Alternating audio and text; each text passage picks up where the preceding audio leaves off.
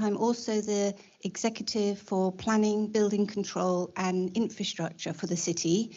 And I'm chairing this session, this forum today. And I'm very pleased to see so many people here today. Thank you all for coming. I think we might be asking for some more chairs.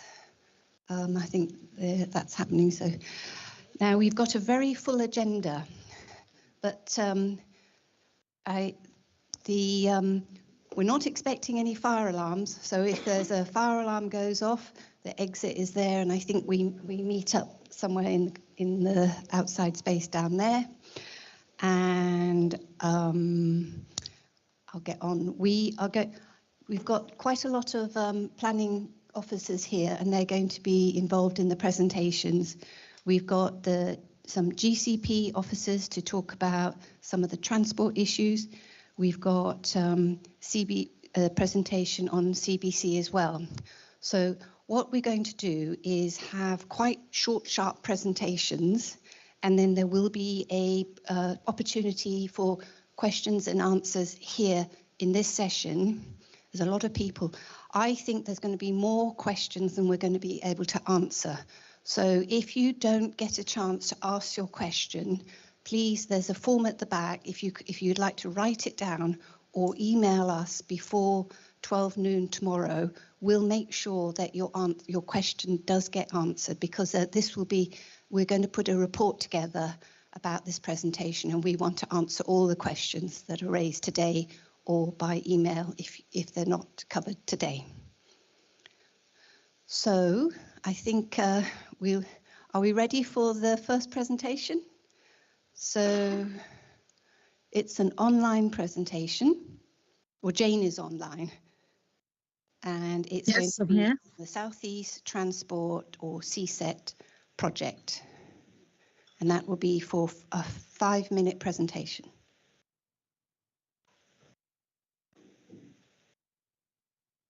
Hello everyone, can everyone hear me? Yes, we can. Okay. Do you want to introduce yourselves at the start of the presentation, please? Okay. My name is Jane. I'm Jane Osayime. I'm the GCP Senior PM Project Manager, overseeing the delivery of the Cambridge Southeast Transport Scheme. Yeah, I think my presentation is on the screen now. Okay. Can we go on to the next slide, please? As a recap of the scheme itself, that's the Cambridge Southeast Transport Scheme, such a mouthful. It's a 9-kilometer segregated busway running from Francis Crick Avenue. I can hear myself in the background. I don't know why. Is everyone hearing me okay?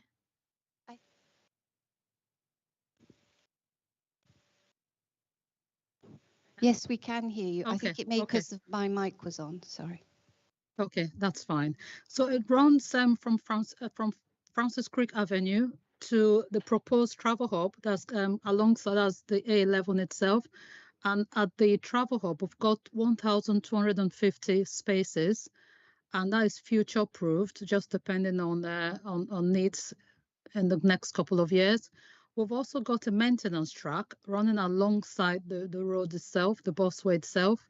And there will be stops at Francis Crick Avenue itself, the villages of Great Shelford, Stapleford, Sawston, and the travel hub itself. Next slide, please. So in terms of a timeline for the Francis Crick proposed works, the overall scheme started 2015. Between then and now, we've had about five public consultations. But sometime last year, that was August 2023, the scheme was recommended to be paused due to over-programming of GCP schemes in general. So what I mean is there wasn't enough funding to take forward all the planned schemes. So it was recommended as CSET to be put on hold pending when we were able to get some funding. And March this year, we had 7.2 million coming from government as a recognition of the importance of the scheme. And this was to promote to progress the Transport and Works Act submission, as well as commence the works along Francis Crick Avenue. So we took the scheme itself to the exec board in October, and it was agreed that it should be submitted to the full council meeting for approval to submit the Transport and Works Act. That happened on the 22nd, we went to full council, and it was approved that the wider scheme should then go forward for the Transport and Works Act submission. That will take place about January next year. The rest of the scheme, that's Francis Crick Avenue itself, which I said part of that money is being put forward. Where the stage we're at now is we've commenced surveys along Francis Crick Avenue and the detailed design as well. So detailed design starting now, completion about February, March next year. Thereafter, the works will start. The construction works for proposed works along Francis Crick will start. And we envisage that the completion will be, we're looking at 40 weeks for that to complete. And that will be about early 2026 time at the latest. Next slide, please.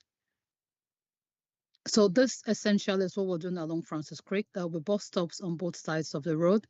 The roundabout, Adam Brooks roundabout, will be enlarged, future-proofing it for when CSET 2 comes along.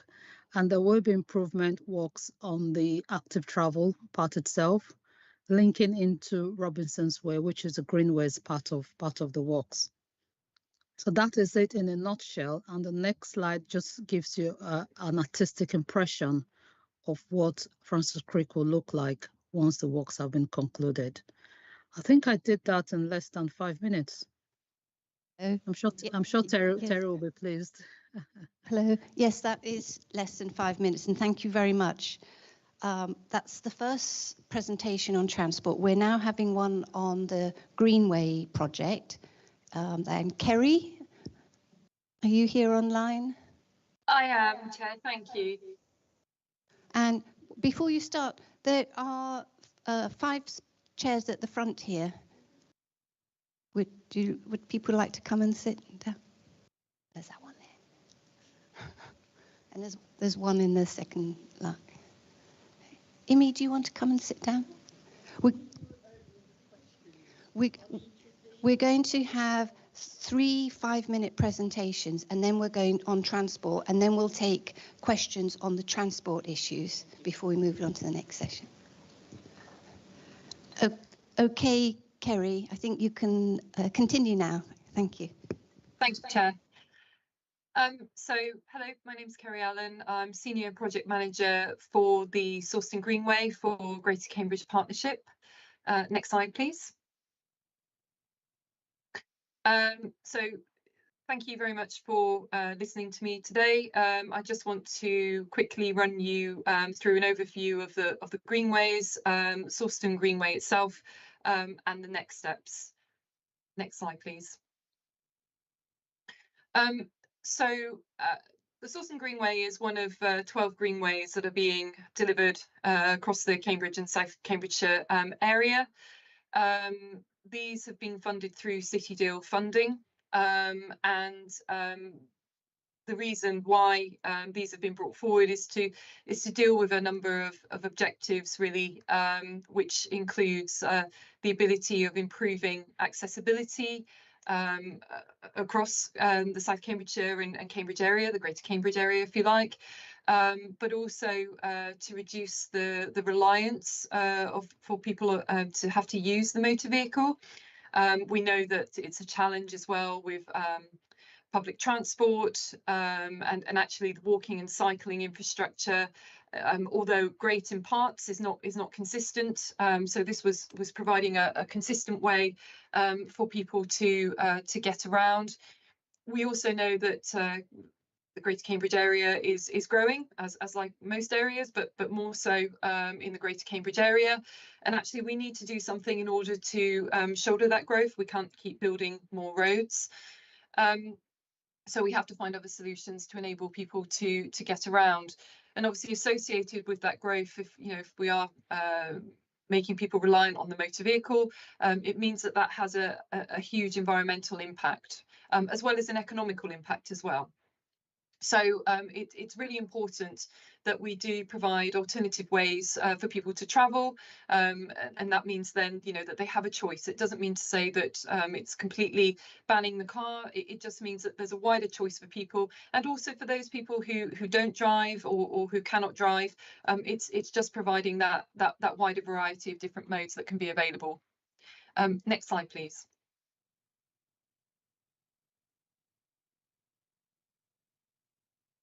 Next slide, please, if that was, oh, sorry, it's moved forward a bit too much, sorry, thank you.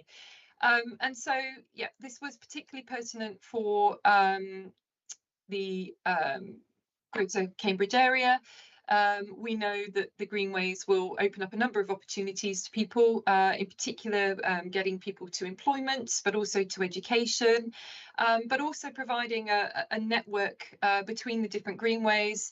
This means that we're not just stuck to getting people to the centre of Cambridge, that they can actually get to wider parts of South Cambridgeshire, as well as much wider by giving accessibility to travel hubs and railway stations.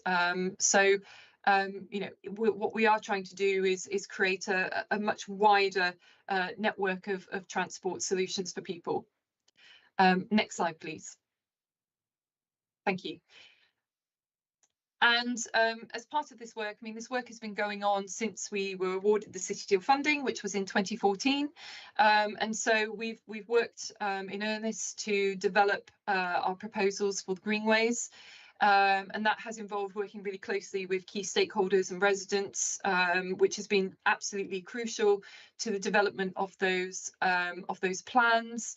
We conducted consultation events in 2018, but we've also conducted consultation events in 2022. And since that point, we have gone back and forth with key stakeholders such as parish councils, as well as residents, in order to just refine that detail and make sure that we are delivering a scheme that is usable and suitable for all, because there are many different people that we are having to cater for here. Next slide, please. And so in terms of the Sawston Greenway itself, you'll see the map in front of you. We have done a number of revisions to this Greenway as we've gone, but I felt for completeness it was right to show you the entire route as it was originally proposed. But in essence, the route itself will start on the A1301, and that's at Cambridge Road, where it goes into the Sawston village. And in essence, it goes up through Stapleford via Mingle Lane, Great Shelford, crosses over Hinton Way and into Chaston Road, where it then picks up the genome path, the DNA path that runs along the railway line. And that then links into Francis Crick Avenue, where it runs past the CSET scheme, and then it continues on to Robinson Way and Long Road. So it is quite a long route, but it's also taking in the existing infrastructure that we have for walking and cycling, and enhancing that where we can. I think at this point is where I'm going to transfer to my own slides, primarily because there is a lot of detail that's involved in the route itself, which I would like to take you through. So if you bear with me, hopefully this will work, but we shall see.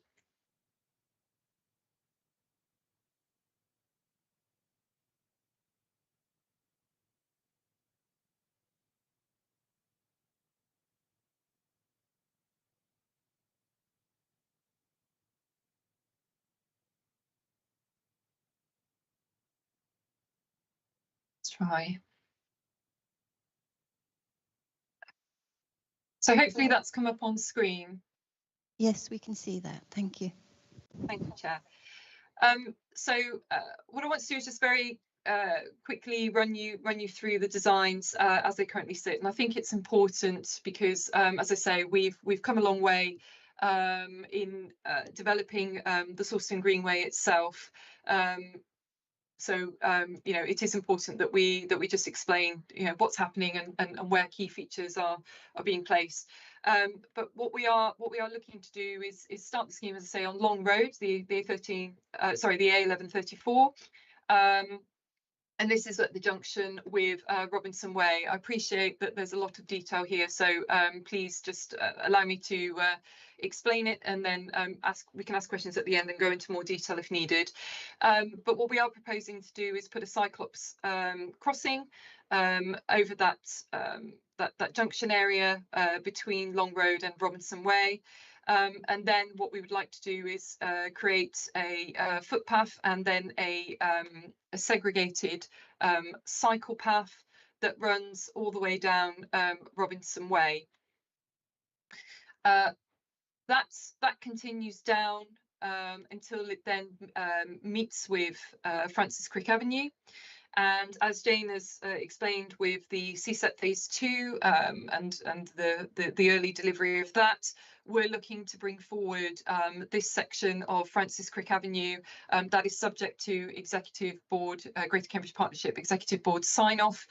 This has actually just been through the Joint Assembly, so we are still waiting for confirmation of that, but we would like to bring this section of Francis Crick Avenue, hopefully you can see my cursor, near to the roundabout.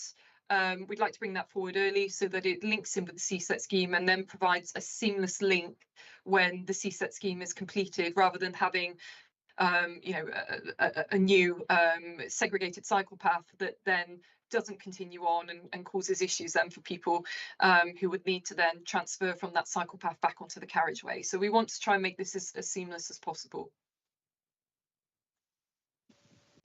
Hopefully my screen is changed again. Yes. Kerry, it's Katie here. I'm afraid that your time's up.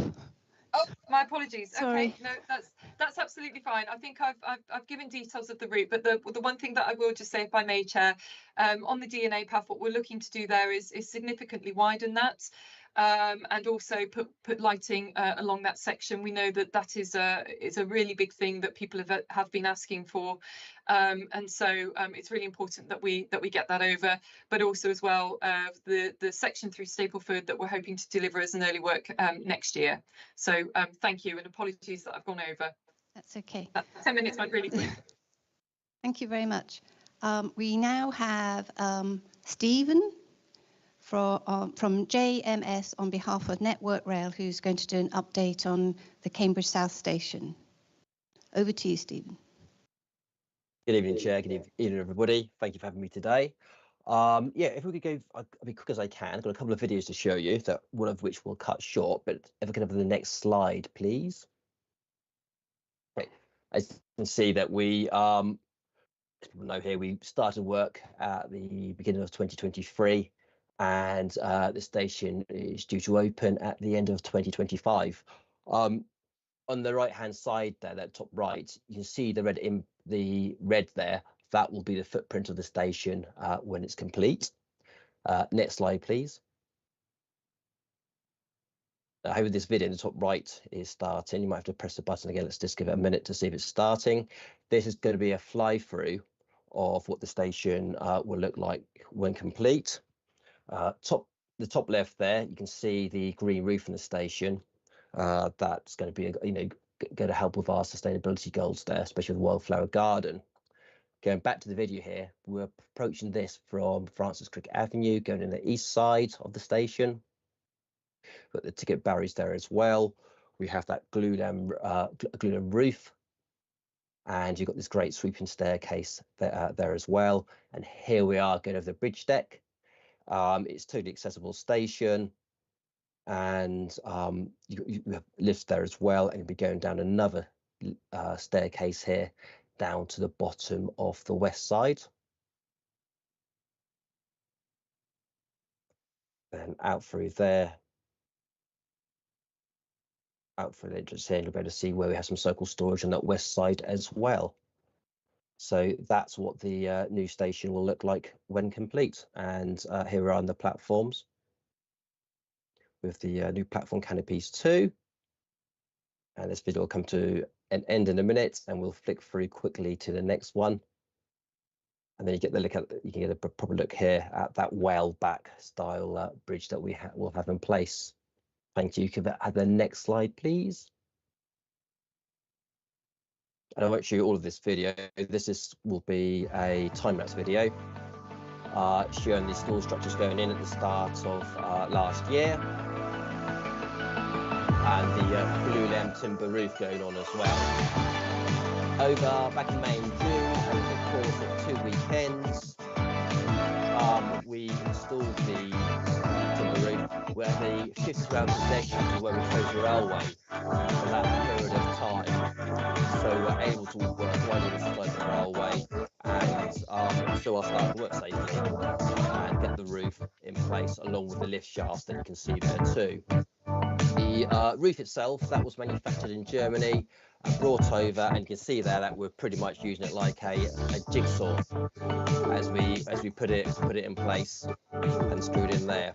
So it's an IKEA flat pack. And that's just giving you an idea of like how we put the roof together and the lift shafts.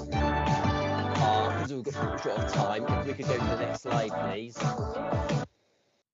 Thank you very much. And again, just some photos here. That's showing you the staircase from a few months ago. We now have the roof in place, and with the lift shafts there as well. If we can go to the next slide, please. And then another look from below of what the glue roof looks like, and that will be the same from the interior as well. It's quite impressive, the roof. Next slide. Thank you very much. So obviously it was a before we had like 2 tracks running down parts of Biomedical campus. There's now going to be 4 in place. We've got a 4-platform station. So that was a lot of work. It's not the case of just plonking a few platforms next to the existing line. We have to tie into the switches, the signalling. There's a lot of work that needs to take place in order that we can have these platforms in place. And next slide, please. And then in terms of upcoming works, at this moment in time, we have a number of weekend possessions in which the railway closes. We've got one coming up this weekend and next weekend. Again, very important platform work, putting the canopies in place. We have a lot of OLE work to do, the signalling and all the infrastructure that surrounds that too. And that's all in preparation for some critical works. It's a real big milestone coming up at Christmas, where again the railway will be closed between Christmas Eve to Monday the 6th of January. And again, we'll have a lot of the signalling work, the OLE work and the platform work taking place. It's a real critical milestone for us this Christmas. Going into the new year, again, then we'll be looking at doing any snagging work and planning ahead then for the next few months. And I hope I've kept that short to get to the next slide, please. I've kept that short below the 5 minutes. Thank you very much. Thank you very, very much for that interesting presentation. So we've got 10 minutes for questions now. So there's on those 3 subjects. That's not a long time, but what I'll do is let's see if we'll take questions on the first one, which was the South East Transport Project, CSET. So do we have any other mics? No. Well, I'm going to hand you the mic because the people online will be able to listen. If you can explain who you are and if you represent an organisation or not. Thank you. My name is Howard Cattell. I'm a councillor with the Parish Council at Stapleford. And my question is, bearing in mind the enormous local opposition, there is 2 CSET as voiced at the County Council meeting yesterday. It's interesting that Jane sort of announced the programme as if it was a fait accompli. She didn't mention, for example, there has to be a public inquiry, and it's really open to question, given the huge opportunity to do an alternative scheme which actually serves CBC much more effectively with a more direct route. It's fascinating that she announced it all as a fait accompli without mentioning there will be a public inquiry and the democratic process will prevail. That was a statement rather than a question. Well, I think the question is, what is the timing that Jane actually actually foresees? I think what we should do is get I don't think she can probably answer that now, but I think we need to get that information to you. Yeah, the broader. Can you hear me? Is there any chance I could take that? Barbara Cattell, Stapleford Parish Council. We, as a parish council, are not against transport improvements. We want transport improvements. But what is being imposed on us is all smoke and daggers. It's not honest. And the whole thing is that this CSET is not the best route. We want a route, but we don't want that one.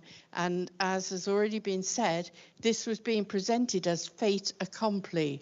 Nobody has actually yet approved this route, and yet it's being done as if it is fulfilled already.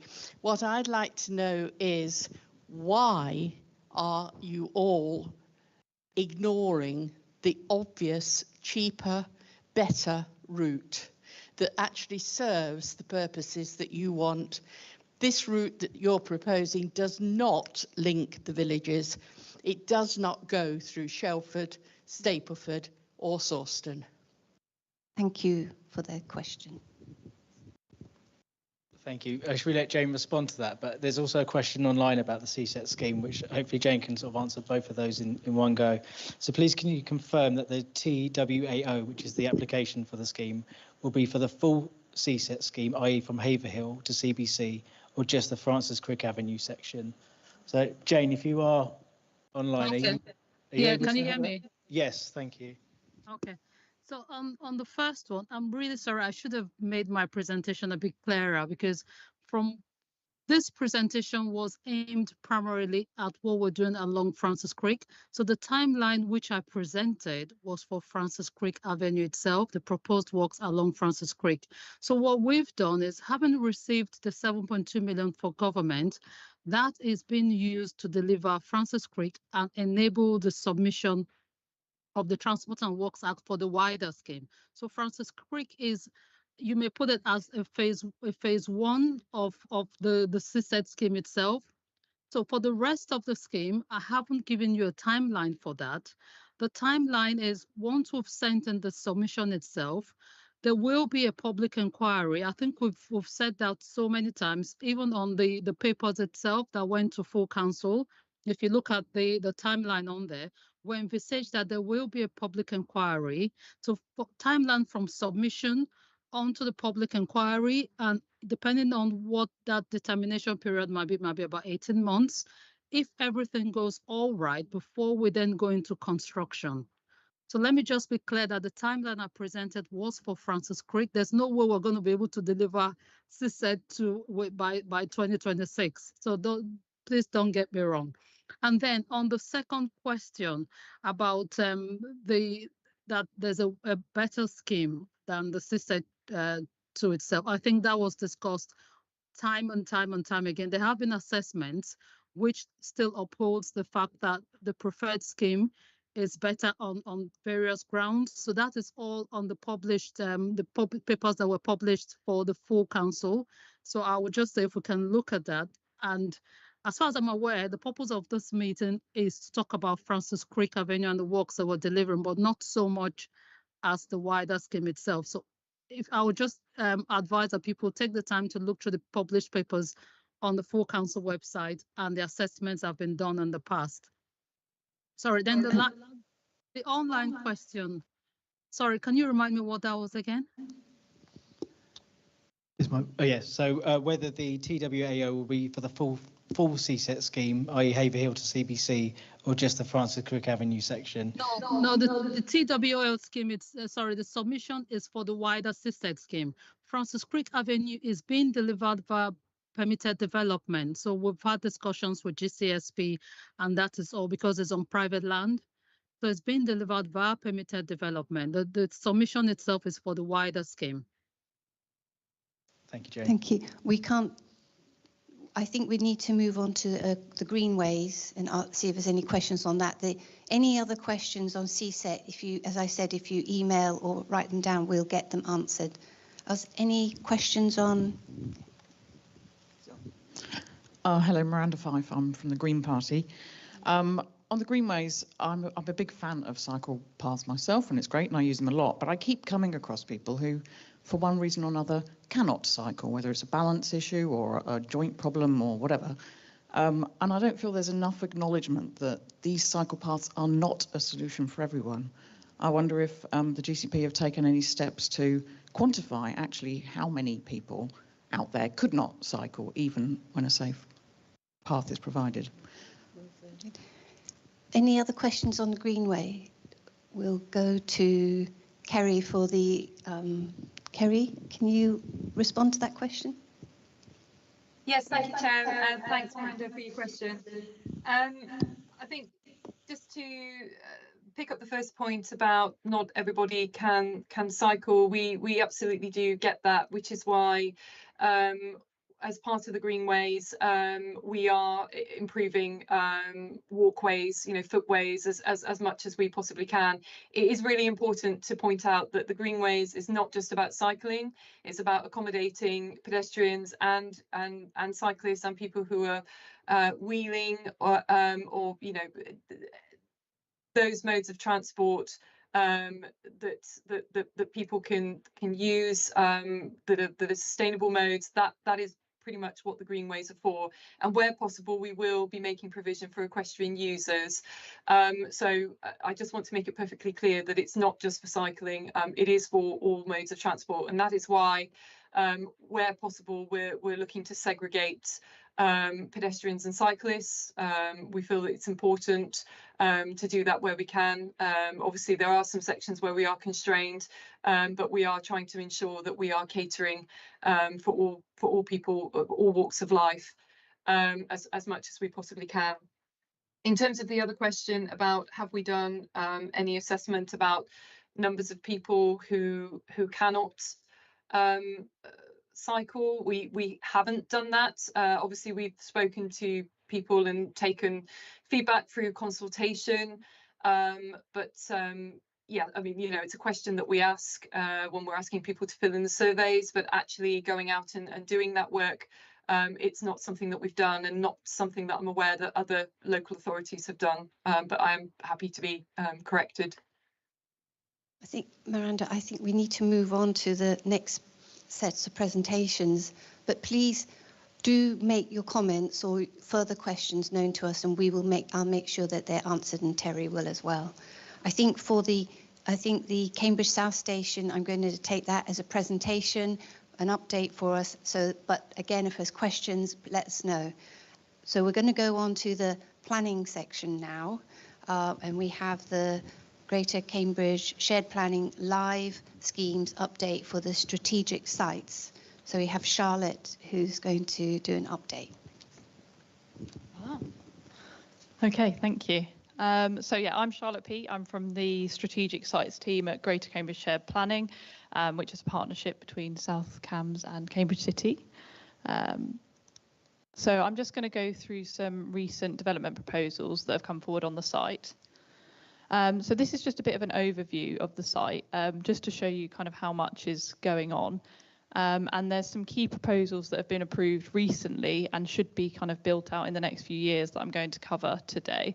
So first is number 10, which is Cambridge Cancer Research Hospital. Hopefully you can see that, but I'll go in a bit more detail in a moment. Next to number 10, which doesn't have a number, unhelpfully, sorry, is the regional, is the surgical hospital. Number 20 is the Children's Hospital, and number 25 is Discovery Drive. So just to go over the Cambridge Children's Hospital first. So this building is a regional hub for the east of England, and it's purpose-built to provide facilities to care for and research towards young people and children in the UK.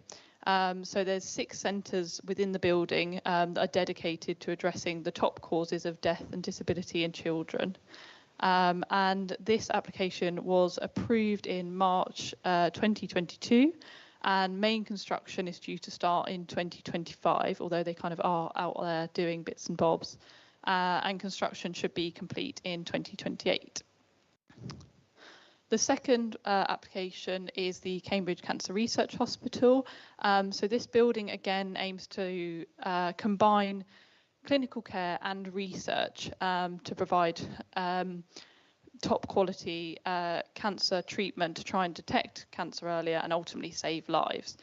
So it has 77 inpatient bedrooms, and it also has, it's all kind of listed out there, but outpatient facilities, day units, a cancer assessment unit, which helps to guide people away from the emergency department to this specific facility.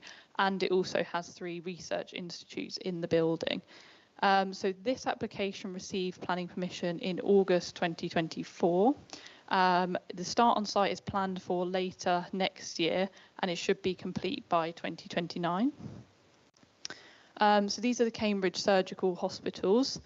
So this building was built during the COVID-19 pandemic to support the hospital's response and support them in social distancing and those kind of measures. The plan now is for the buildings to be reused for a 10-year period to support the refurbishment of various wards around the hospital. So the idea is that patients will be decanted into these spaces whilst the wards are upgraded. The hospital have put together a programme of approximately 10 years to finish these works. And then at the end of these 10 years, the buildings will be removed from the site and the land restored, ready for potential future sort of permanent development as that comes forward. So these buildings, the additional 10-year period, the decision was actually made on that yesterday, so very fresh news. And that was following kind of previous permissions related to the COVID pandemic and when the buildings were actually built. So the last one to look at is Discovery Drive, which some of you were looking at the boards at the back there. So this forms part of the phase 2 expansion, which is this southern area of land that we're actually in now. So 1000 Discovery Drive, which is this building, was part of phase 2, and 2000 and 3000 are the next buildings that will go over that side. So 2000 and 3000 are office and laboratory spaces. They include high quality external amenity space, exemplar sustainability measures, and are designed to serve the wider campus through additional retail and fitness units. They also included a really innovative cycle parking solution, which was this semi-shrunken structure, which has a green roof on the top and enables both high quality cycle parking and people to still kind of have usable amenity space, which was really fantastic. The applications also came forward with a multi-storey car park, but the multi-storey car park has been designed in quite an innovative way to enable future flexibility when car use starts to decline. The building can kind of be reused in different ways. So this planning permission was granted last month in October. We haven't got a date for start on site yet, but I understand they're hoping to push forward quite quickly, which is brilliant. And then looking forward, so there's lots of kind of small scale applications across the campus as the hospital need to adapt their equipment and things as we progress forward. And kind of more significantly is development relating to the Forvey site, which is number 21 down here. So at the moment, those buildings there have sort of come to the end of their life. So the university is looking at ways to potentially redevelop that site, probably starting with a maybe temporary building to meet their needs in the short term, whilst they plan the sort of permanent redevelopment of the site. But that's just at pre-application stage, so very early on. You know, initial talks are just starting with us as the council. So that's my bit, and I'll hand over to Terry for a bit of a wider image. Good evening, everybody. Thank you very much for coming. Yeah, so I'm Terry D'Souza. Thank you. So I'm one of the team leaders in the planning policy and strategy team for the shared planning service. I'm just going to give you a very quick overview of where we are at the moment in terms of planning policy for Greater Cambridge and where we're sort of anticipating moving forward.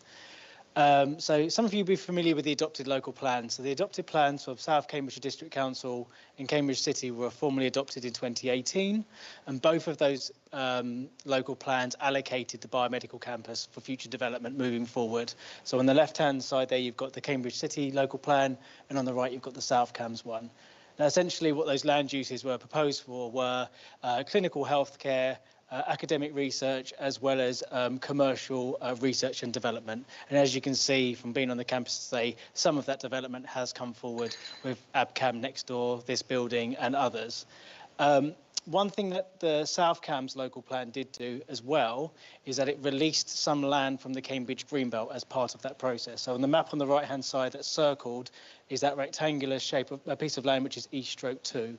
Now that land is known as the Phase 3 land, and that's just behind this building. Now, nothing's come forward on that site at the moment, but it did anticipate that the same land uses for the existing campus could come forward within that land. So it wasn't looking to dilute the offer or the role of the campus in any way.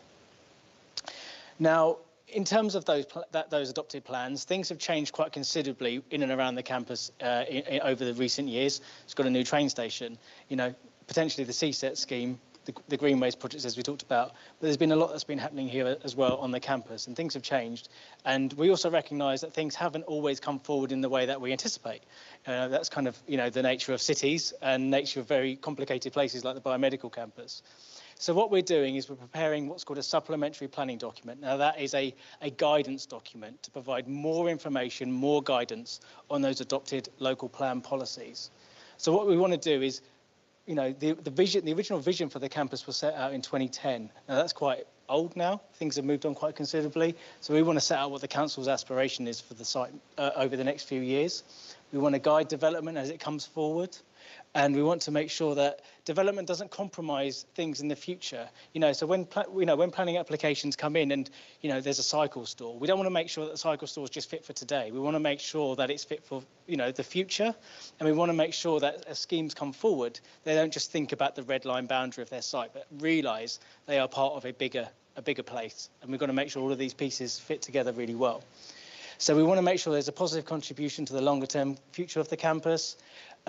And also we want to make sure that if a planning application does come forward at the campus, whether it's for something quite small or something slightly larger, that actually there's real community input into that based on people's thoughts and views now.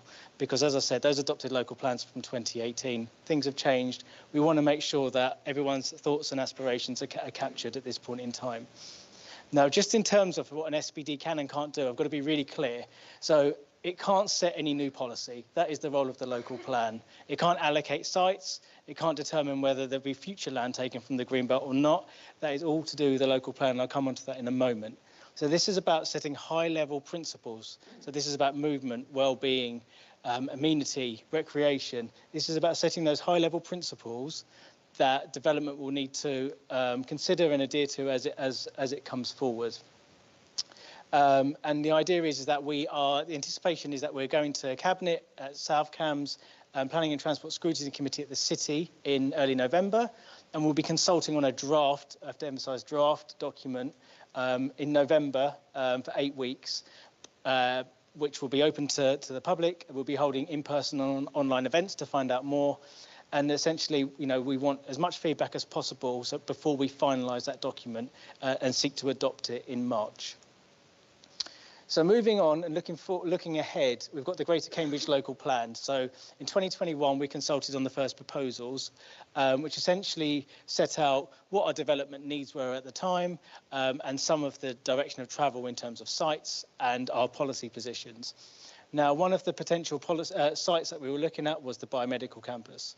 And what we said is that we want to roll forward that allocation. We want to make sure that the Biomedical campus is within the new local plan.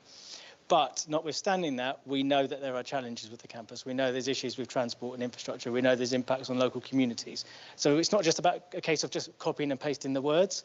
We want to make sure that the new policy also addresses some of the issues and deficiencies in and around the campus at the moment. Now, one of the other things that we're looking at doing is, and this is very much a potential, is potentially releasing further land to the south of the campus from the Greenbelt to enable further expansion. And on that map, it's the one that's got the red arrow pointing towards it, so it's up against the Baberham Road. Now, no decision has been made on this by the councils. I must emphasise that. And we are engaging with CBC at the moment, trying to understand their rationale, their case for expansion, and ultimately we will be taking our draft local plan to members, and they will be making a decision on that.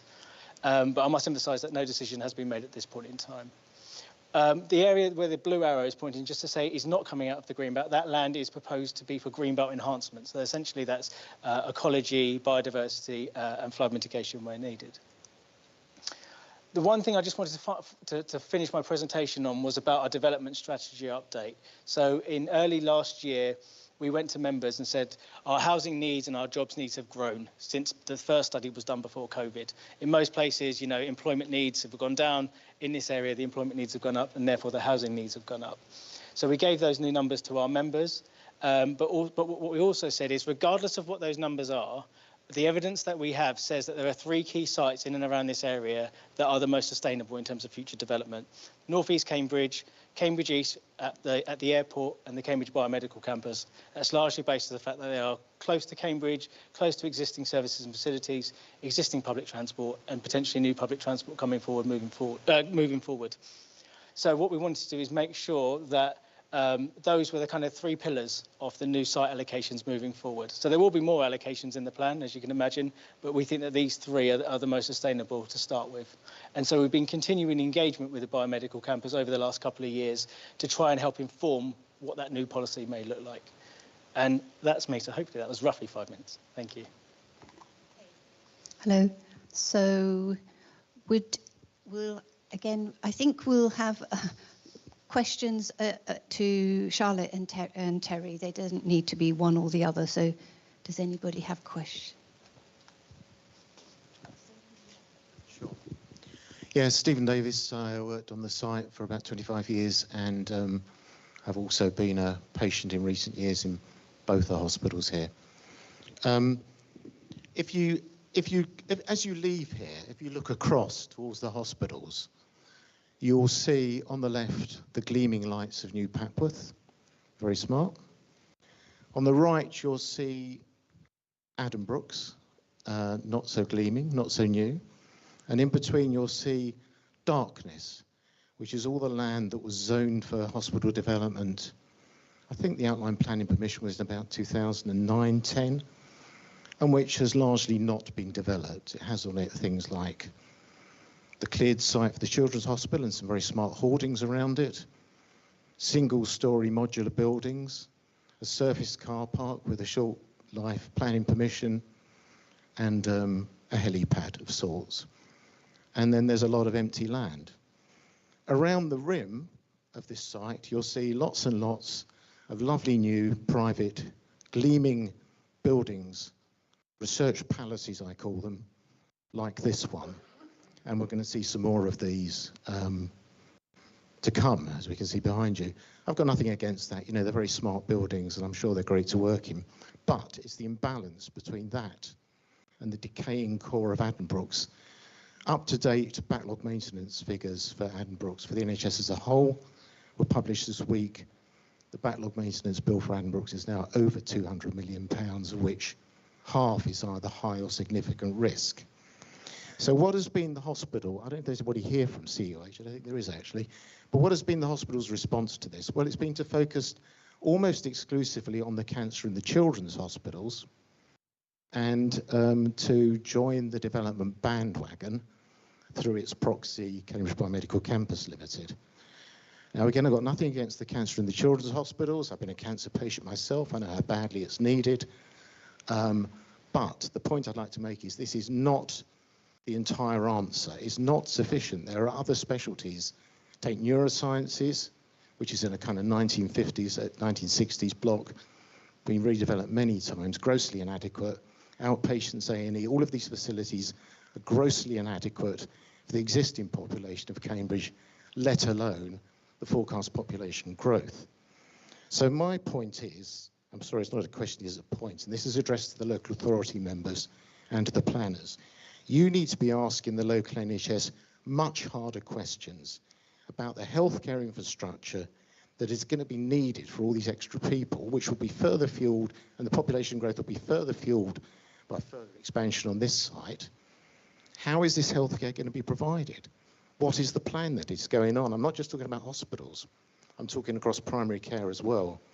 You know, how is this going to be provided? Where is the planning for this? How is it going to be paid for? Because if this isn't sorted, we're going to end up with a very smart city in which people can't get access to basic healthcare, and that's going to fuel inequalities, drive people into the private sector, so on and so forth. So that's my plea. Ask harder questions. I mean, I suspect you are already, but I'm not sure local members are. So ask harder questions of the NHS. Don't take their platitudes and reassurances about imminent hospital builds at face value. Thank you. So I'm not going to talk too much about the campus and what kind of happens on the campus, because I think that's coming up in the presentation afterwards. I think Nick's also got a potential response to that as well. Just in terms of the local plan and the infrastructure. So I would say that infrastructure, wherever you go, right, whatever part of the country you go to, the number one issue that always comes up around local plans, in my experience, is infrastructure provision.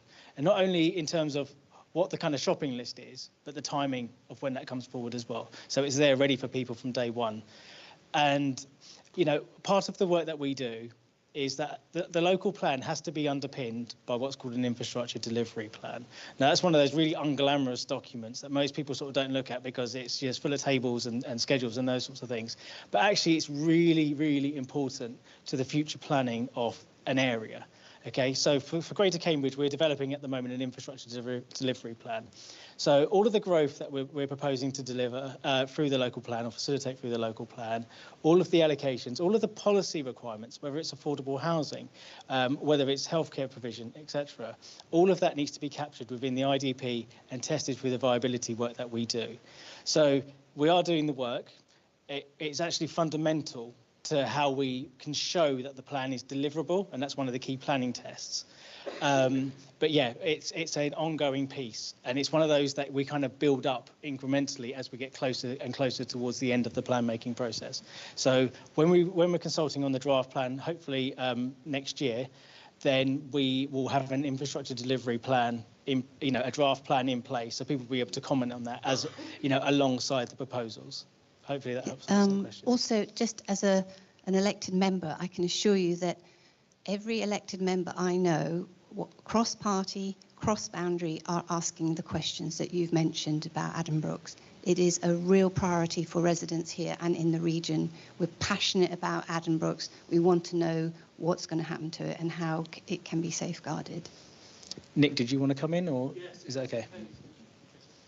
We just say who you are, Nick. Yeah, I will, yeah. So hi, I'm Nick Kirby. I'm the Managing Director for CBC Limited. So this is the non-profit collaboration of the NHS organisations, the university, the MRC and the life sciences companies on this campus. And CUH Addenbrooke's, they did have somebody who was going to be representing this evening. Unfortunately, they had a family bereavement, so they're not here. Now, I'm actually employed by Addenbrooke's. Prior to taking on this role on the secondment, I was on the board at Addenbrooke's. I worked on the business cases for both cancer and children's. I presented the cancer case to the National Investment Committee and it was approved. And I know that if the CUH colleagues were here tonight, they'd, I think, probably want you to understand two things.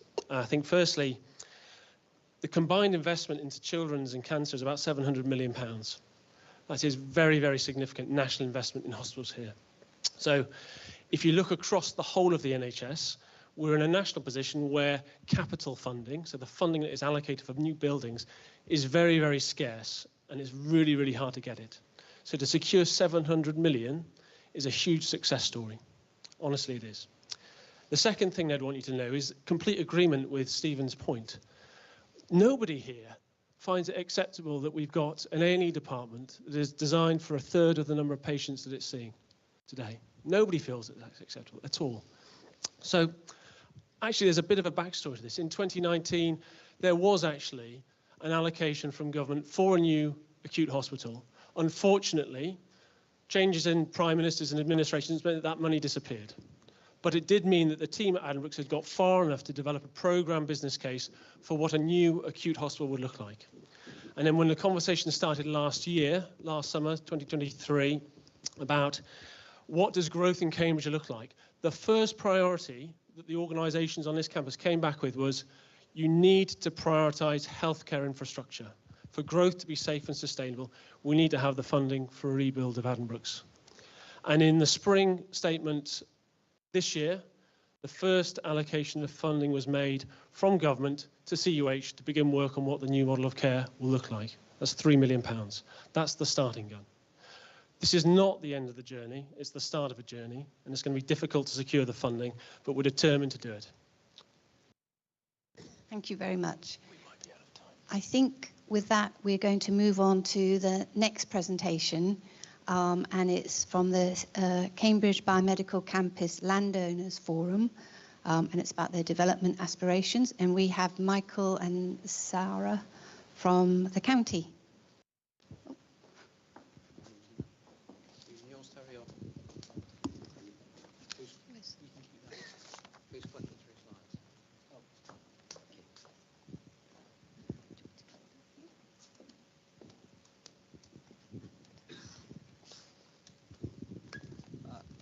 Good evening, everybody. As Chair's just made note, my name is Michael Hudson.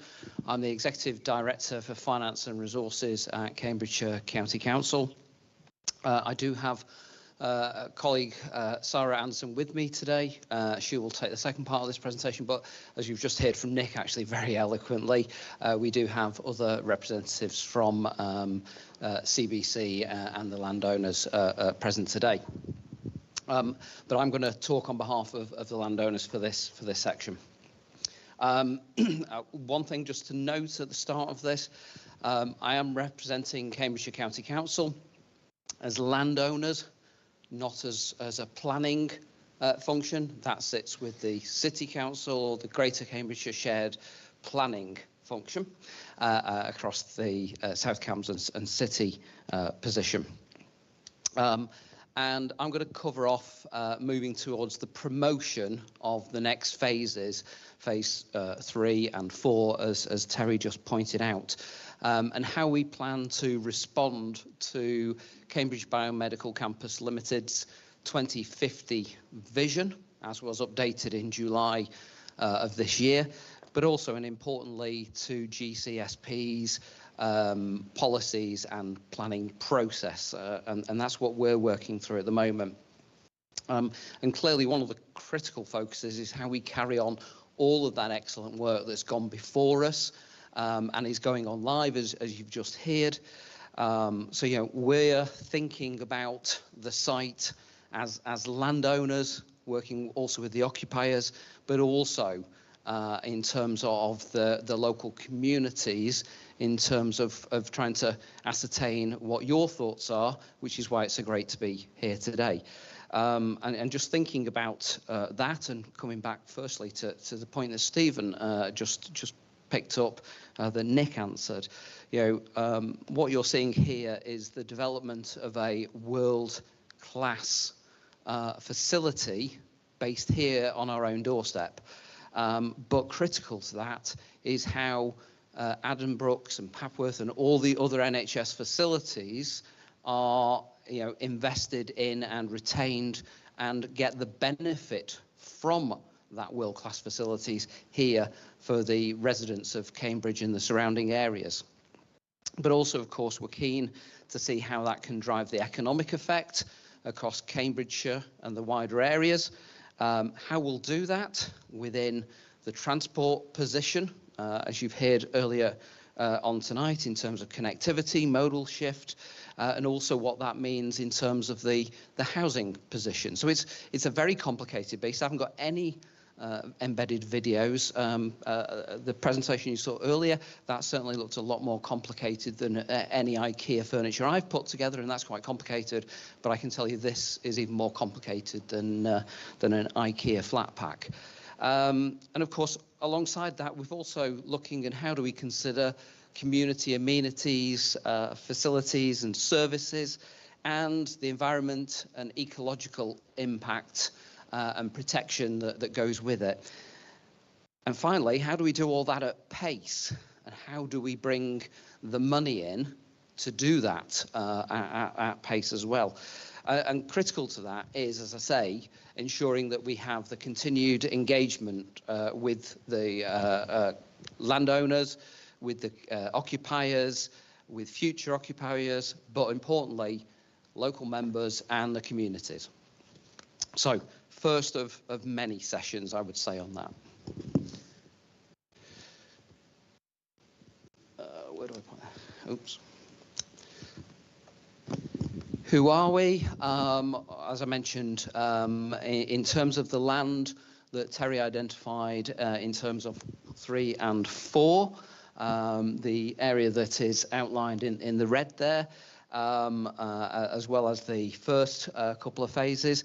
You can see there that it's the County Council, along with the University Hospital Trust, the University of Cambridge, Prologius and the Pemberton Family Trust that make up this landowners group that I'm representing tonight.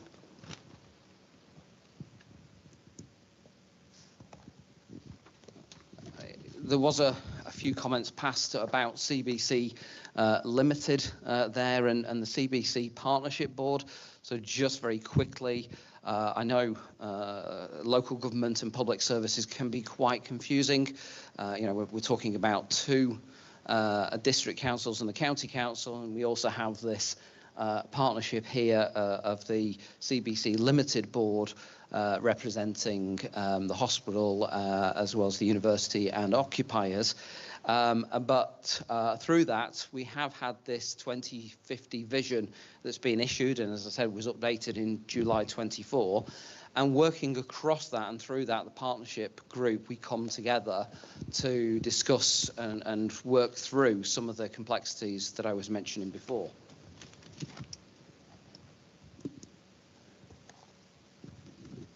So the campus today, I won't give you the history from 1766 to 1962 and so on. You know all of that probably better than I do.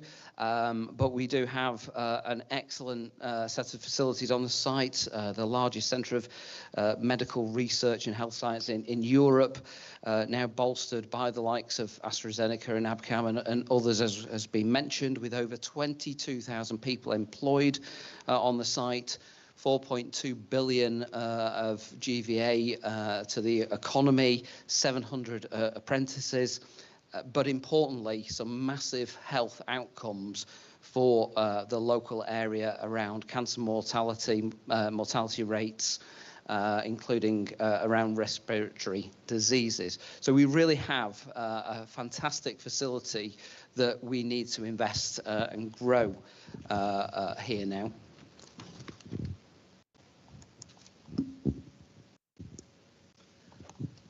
So you saw this map in a slightly different form earlier on. We split it out here with the colours because it's important to kind of represent and show in this way the real symposium of the connectivity between the various elements that can drive forward that real change, that real growth nationally, internationally, but importantly locally. So the blue and the light blue there are the NHS facilities of now and to be. We've also got in the purple the public research facilities. In the orange there we've got the private sector research. The yellow is the Transport South Cambridge station that you saw earlier on. And in the green there is the future developments. In fact, one of the greens is the building we're actually sat in tonight. In terms of this photograph's a little bit old, but I think the critical bit there, and I think Professor Patrick Maxwell said this about a year ago in one of his presentations, the aim should be that purple and the orange gets to a perfect 50-50 balance, whereby we see the public and private research really balance out to help develop this site. And why is that important? Well, the whole purpose of this, and coming back to that reason for the further expansion, is that 3 sides of the triangle, the academic research together with the industrial collaboration leading to greater health outcomes.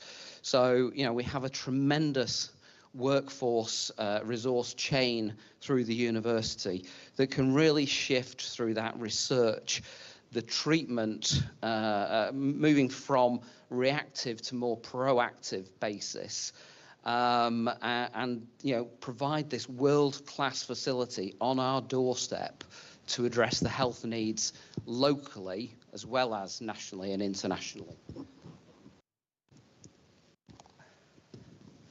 And You know, that unique symbiotic relationship is really what we're trying to make the best use and the best advantage here. You know, that academic research, that ability to attract local and world-class talent here to be working hand in hand with both the industrial and health outcomes or health facilities is what's critical here. That bench to bed, as researchers and clinicians would call it, having that all on one site is what's really unique here. And in fact, this is the only local, and national symbiotic site. There is nothing like this in the rest of the country, and very few sites in the rest of the world. And what that means is that, you know, through that industrial collaboration and growth, that will bring money into the area to develop the future plans. We've already seen that happening with histology, but that will drive the future investments across the whole site, including the public health sites. And we've already seen that. You've heard about it already. You know, that ability to get the 700 million in terms of the specialist hospital provisions around the Cancer Research Hospital and the Children's Hospital. And if you want to watch anything, if you've not seen it already, Professor Richard Gilbertson on YouTube talking about the cancer hospital and how that can transform the way that we go from bench to bed is absolutely critical. And having gone through myself cancer treatments, I know that every day matters.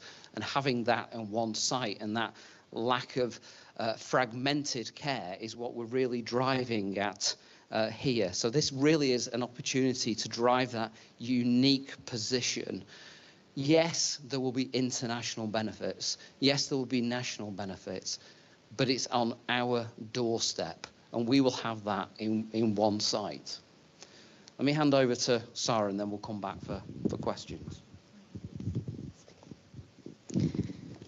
Hello, I'm Sarah Anderson. I'm a strategic asset manager at the property department at Cambridgeshire County Council. Apologies, I need the clicker.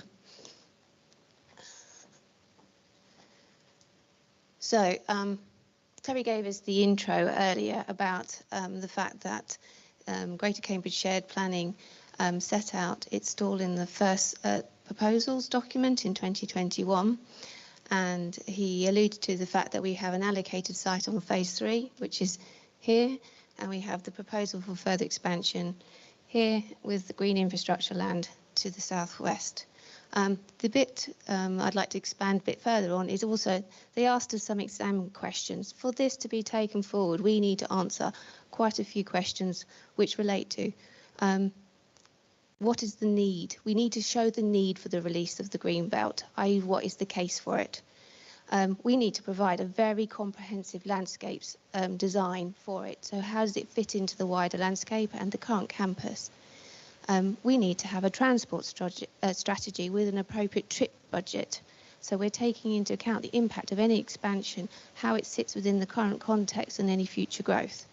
We need to look at design parameters for this campus, the scale, the heights of the buildings, how do they sit along the current campus, let alone any future expansion, how does that move into the landscape, the rural landscape that we are abutting. We need to consider, in light of that, the soft green edges of the development itself. Again, how do we merge into that rural landscape? We need to be contributing to the well-being of the campus users and the surrounding communities, as well as addressing those overspill issues. We've also been asked to look at making sure that we've used up the opportunities within the current campus before we look to bring forward land in the expansion area. So these are the exam questions that the landowners have had to address, or are trying to address. It's an ongoing process. So, just to give you an overview of the work and the time frame we've been working on this collectively. We have responded to the call for sites individually. The first proposal submission, as was said, is come out in 2021. Since then, we've had technically themed meetings with GCSP officers. We've had a couple of ministerial statements issued regarding this proposal. We have a memorandum of understanding of how the landowners are going to work together to bring forward this proposal for an expansion. We've had worked on the infrastructure delivery plan relating to this site, and this is as a requirement that will be required for the Greater Cambridge Shared Plan that's being developed, as Terry set out earlier.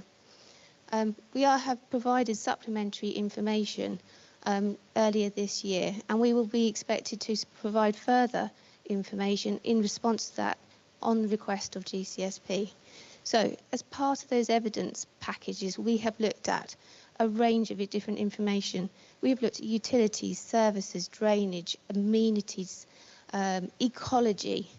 Transport is fundamental to the proposal, design, hydrology, landscape-led design, the quantum of massing and heights, as you would imagine, topography of the site and how it sits within the wider context of the local area, the blue infrastructure on the current expansion area, but also how it sits within the current campus, and the green infrastructure. The proposals for the expansion have to be delivered subject to obviously the democratic process, as this gentleman pointed out earlier, through the planning system, but it's holistically to the benefit of the wider campus. This is not a bolt-on to it. This will be integrated and provided about as part of the holistic plan for the whole campus. So that will include Addenbrooke's phase 1, phase 2, phase 3 as allocated and referenced, which is just to the south of this site, and any potential future expansion. This is actually a large volume of work which has been supplied to GCSP. We are still answering questions, and we will need to refine that in light of the challenges we get back from them.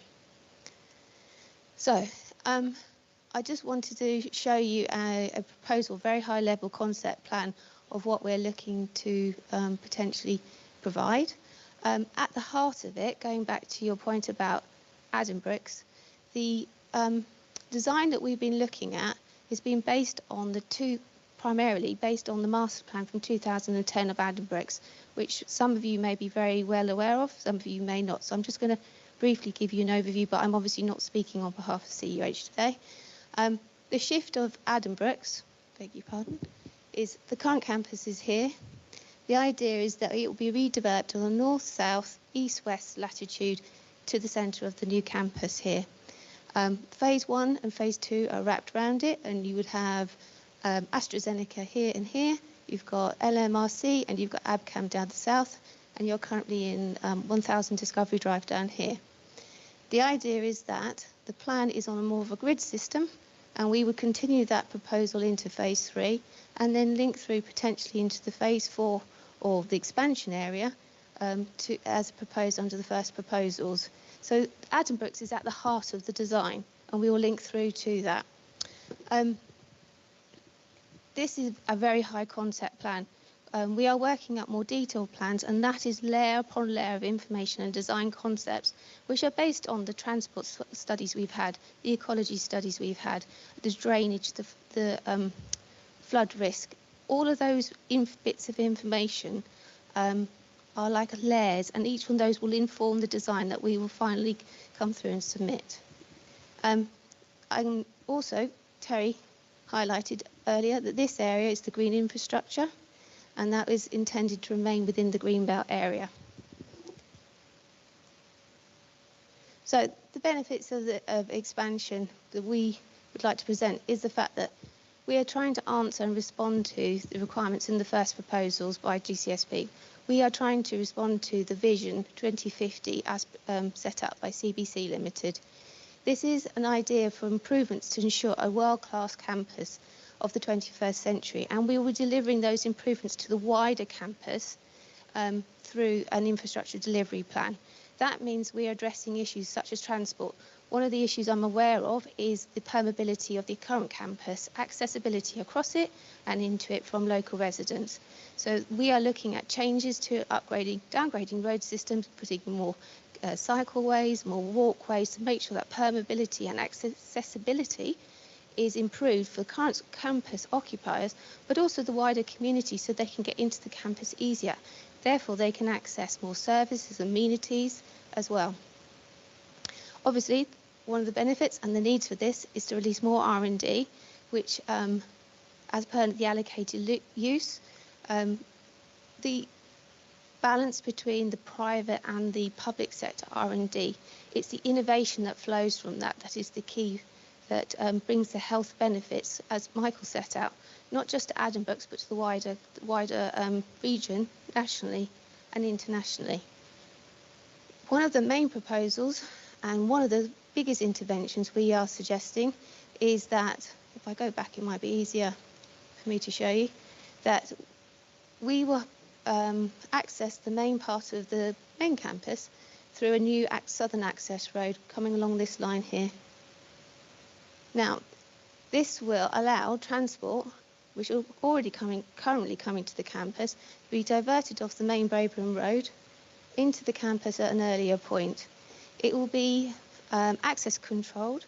It will be primarily for utilised for blue light, so that it will integrate straight into the heart of the new Addenbrooke's as and when it is delivered. It will have greater integration to Braeburn Park and Ride, and we're trying to shift people's modal transport from the car to public sector. Cycles, I'm getting chased, so I know I'm under pressure. Cycles, pedestrians, and buses. So we are trying to reduce the amount of reliance on the cars for the campus, but improve the benefits to the campus in terms of accessibility. And I will stop, Councillor Thornborough.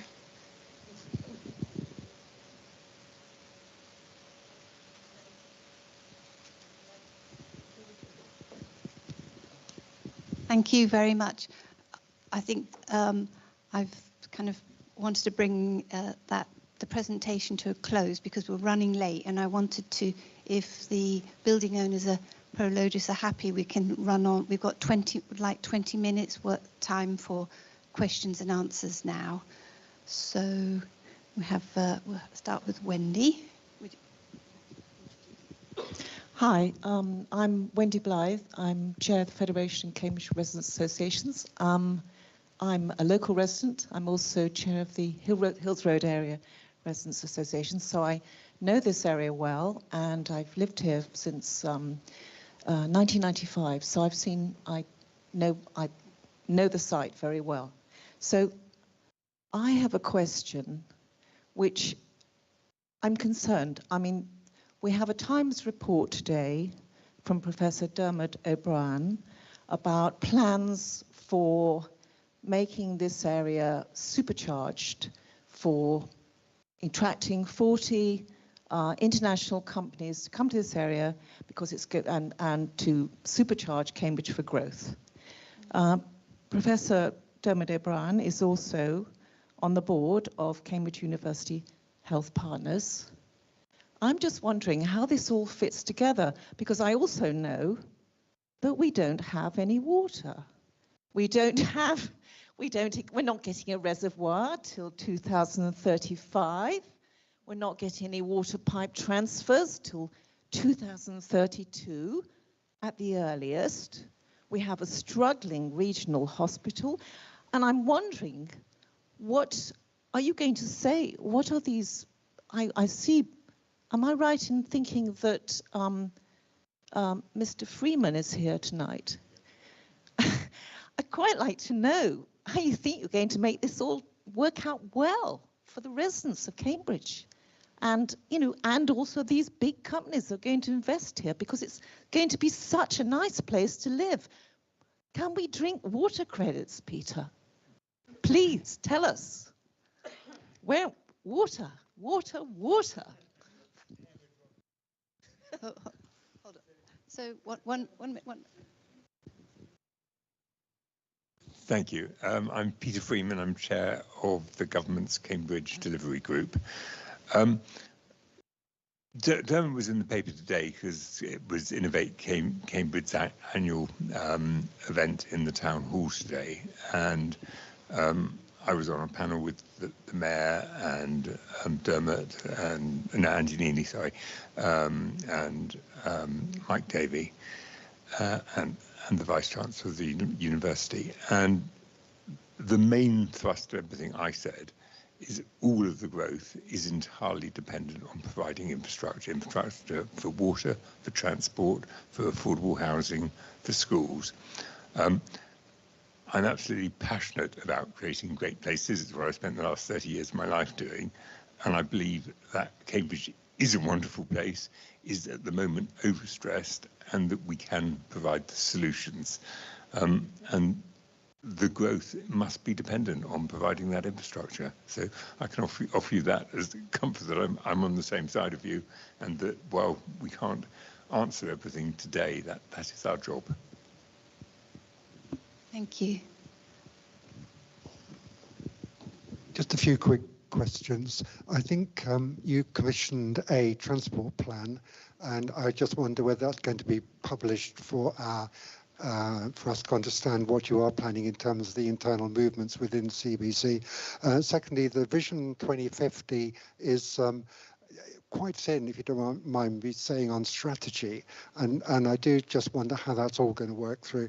And finally, there's a suggestion that we move away from medical focus to becoming a science park, because that will then justify the huge numbers of workers that you are projecting.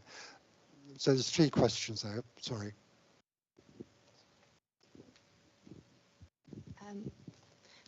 May I take that in reverse then? So it's not going to be a science park, it's a health park.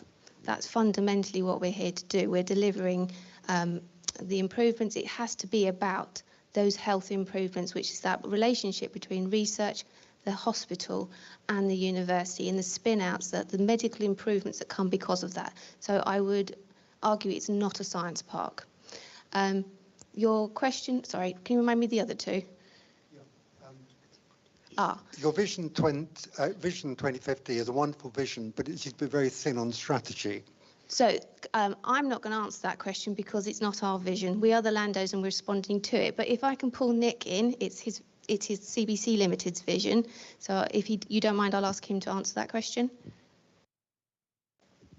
You're exactly right. It's a high-level vision, and that's all it is intended to be, is to bring together the NHS, university and the MRC, commercial life sciences part, say, what do we think a world-leading place that can really change the dial, not just for local people, but globally in health outcomes?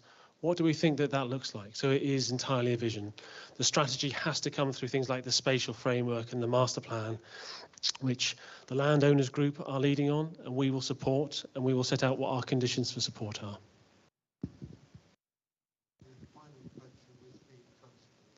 Yes, so the slide I didn't get to is setting out the timescale and engagement and what we're going to do.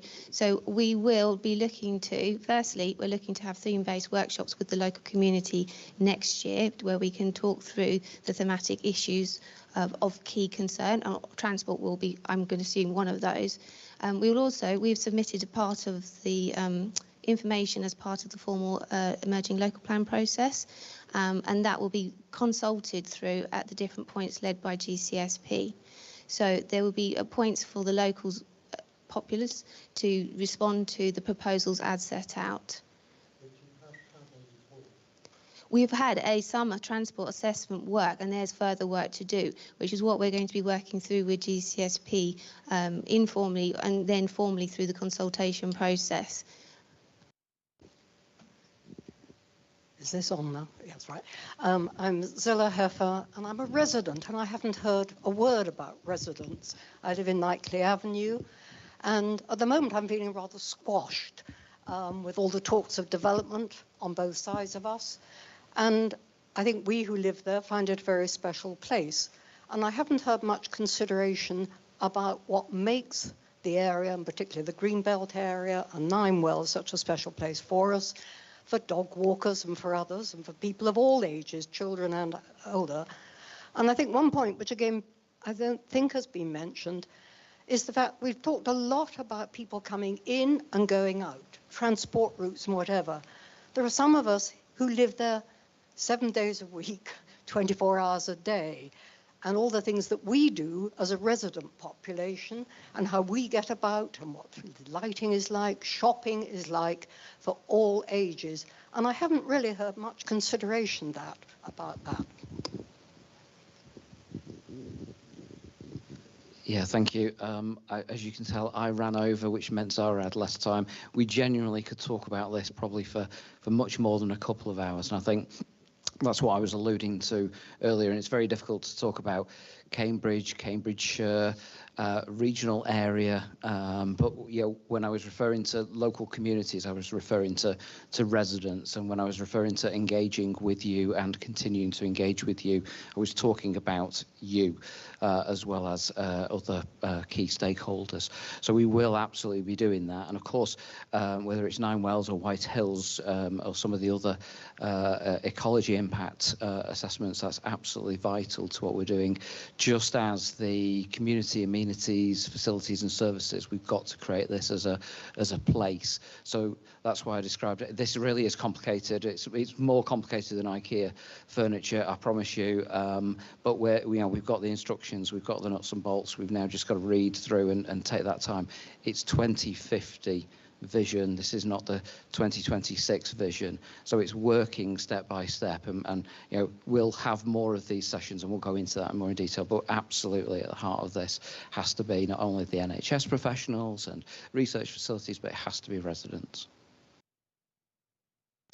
Yeah. To Sarah, if you go back to your picture up there. Sure.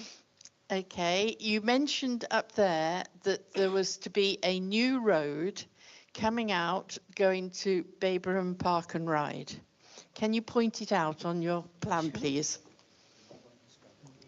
Oh, okay. Beg your pardon to everybody online. So it is running from Granham's Road, which is actually not shown on the plan, but it's going through the centre of the expansion area, up through the corner of Phase 3, which is the oblong area to the south of Dame Mary Archway in Phase 2, and links through to Dame Mary Archway. Okay, so you're building that. That is your intention.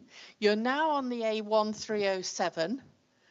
Why is everybody insisting that we then come off that route and go all the way through the Greenbelt, imposing bridges, imposing roads through the Greenbelt, through the most the bit of Cambridgeshire that everybody knows about, the Gog-Magog Hills?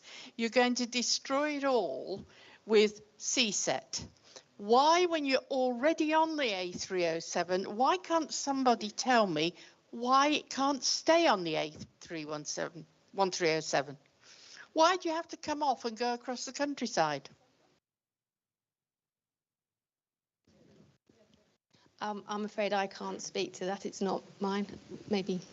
Well, I was going to say similar, and I don't know if we've got GCP still on the line. I need to be mindful of my duality of roles. I represent the landowner within the county council, which I recognise will be very frustrating. I can't represent the transport element of that, but I don't know if we've got GCP still on the line.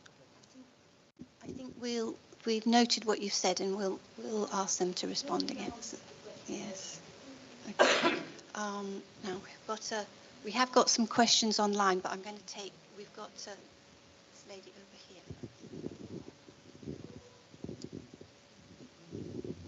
here. You mentioned that. Sorry, Annabelle Sykes. You mentioned that you were going to have community workshops on various themes. I noticed that, for example, the University of Cambridge has just had a public consultation on phases 2 and 3 of Eddington, but I don't hear that you're going to have any sort of public consultation. Can you explain what you're planning to do, please? I don't think consulting through the emerging local plan is good enough. I think you need your own. Do you want me to try and answer that one? Okay, so there's 3 stages to the engagement we'll have. One is the landowners advocating that we have a CBC community forum for all planning applications relating to this site.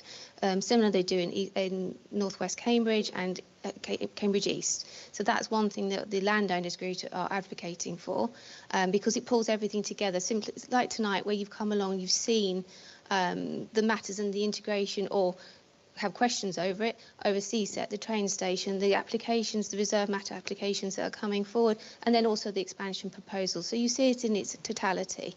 So that's one avenue. Two, the promotion of the expansion area will be led by the landowners, and that is the community-based themed workshops that we're proposing in 2025, and that is about the expansion proposals. There will also be, obviously, if it is allocated in the emerging local plan, the local plan when adopted, we will then have planning applications that will come forward, and then there'll be further consultation about those planning applications. So there will be three main themes of consultation that can be taken forward, and that's what we're looking at.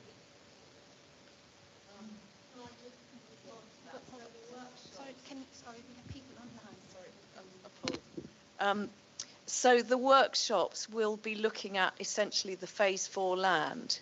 They're not looking at the integration of the whole. No, it would be on the whole. We have to, for the expansion to happen, we need to show how it will benefit the wider campus, the totality of the whole, which is why it takes all the landowners of the university, CUH, the county council, I've forgotten who I've worked for, Prologis and the Pemberton family who own a large land to bring this forward so that we can show the benefits to the wider campus. We are asking to be addressing the things that have been arisen about how the spillover is on the local residents, how we can create a campus that is more permeable and accessible to the local residents but also to the current occupiers. This is not going to be solved by the county council on its own right. It's got to be done as a holistic plan for the totality of the whole campus. Hello, Christine Hale, a resident. I'd like to know if you can release all of this information. We've come here tonight. A lot of this is very new. A lot of it is in tiny little writing. I would like all of us to have access to all of this information online. And where? Yes. We'll. I think the slides will be circulated and the questions and answers tomorrow. To all of you who are here. I don't know whether. So the plan is to. There's a recording that's happening at the moment, so that will be made available, so people can watch it at their leisure if they're not able to, be here tonight. Yeah. Pardon?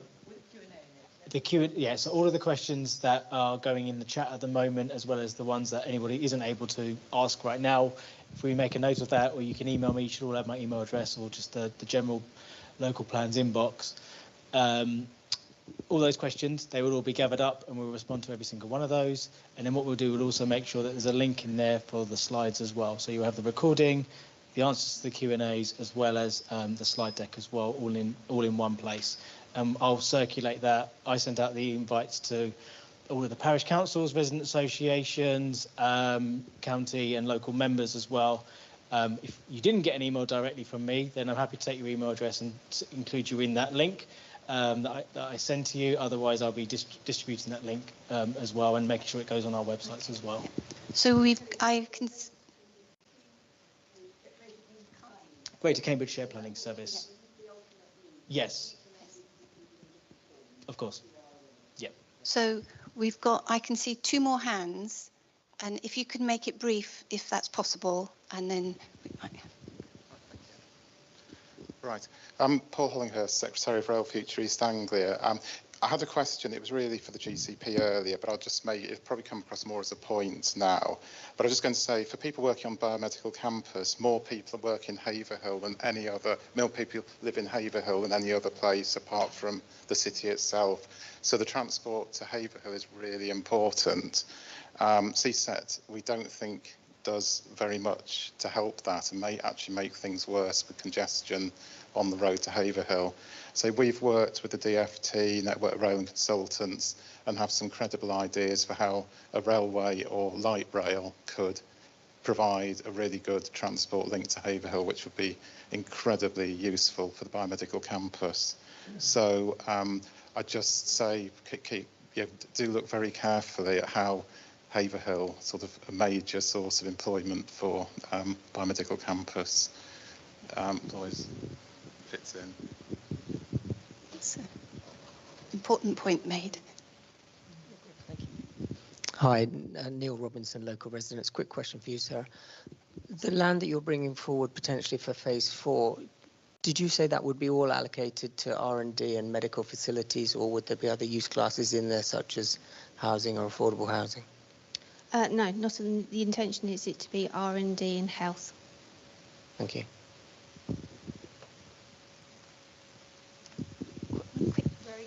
Yeah. Hi, I'm Jen Wilby. I'm a resident. I also work on the other side at the University Technical College School. My question is, when will we see ground being broken on this project? You didn't give us any time for it. It's 2050, but does that mean start? Does that mean finish? What is the timescale on this? In terms of the expansion area, well, at the moment, this is just an emerging proposal. It's got to be allocated in the local plan. So that has a timetable, I'm going to look at, Terry, of 2027? Around then, give or take, for allocation and adoption of the local plan. So that would be, you know, we can't do anything until it is allocated. So this is... I'm also a dog walker in that area. Okay. I live in Nine Wells. When will we see the diggers coming in to that, if you get the go-ahead? And because I don't know the timing frames for all of this. Okay, so this land and the takeoff of this land is going to be worked out and phased, and that's one of the bits of work that we're going to have to work on. So depending on which bit of land, when, I can't answer this specific question unless I know exactly which one you're interested in, but this is a large extent of land that will take a time for the market to supply and be taken up, and we want to capitalise on the fact of this unique site to accelerate it, but that does not mean it's all going to be delivered tomorrow. No. So the local plan, we're hoping to submit it in a couple of years, and then maybe a year after that it might be adopted. But